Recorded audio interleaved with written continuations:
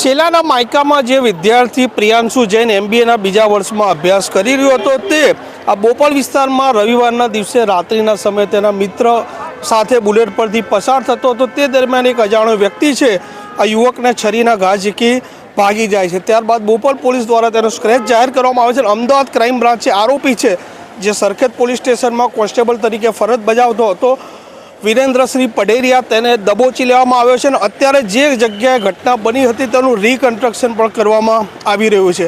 આરોપી છે તેણે કેવી રીતે ઘટનાને અંજામ આપ્યો હતો, કયા કયા કારણ હતા તેની પોલીસ અત્યારે સમગ્ર તપાસ કરી રહી છે અને સીધા દ્રશ્યો નવજીવન ન્યૂઝ આપ સુધી પહોંચાડી પર રહ્યું છે। આપ દ્રશ્યો પણ જોઈ લો।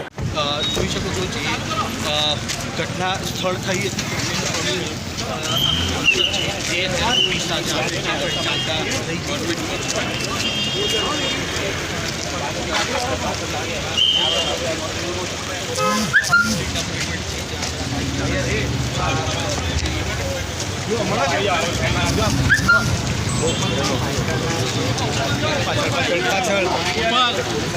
ભાઈ મોબાઈલ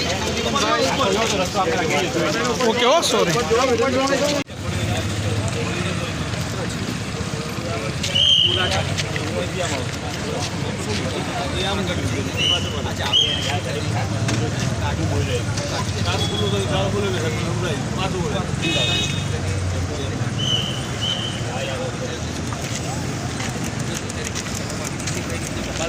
આમ હાલ જે પોલીસ છે તે બીજી દિશામાં પણ તપાસ કરી રહી છે કે જ્યારે વિરેન્દ્રસિંહ આ પઢેરિયા આ તેની હેરિયર કાર લઈને નીકળ્યો હતો તે સમયે તેના સાથે કોઈ અન્ય વ્યક્તિ હતો કે નહોતો।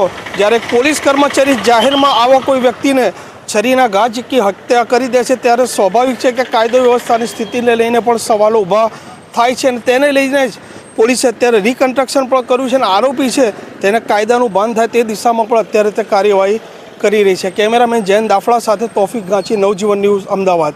વૈષ્ણવજન તો તેને કહીએ જે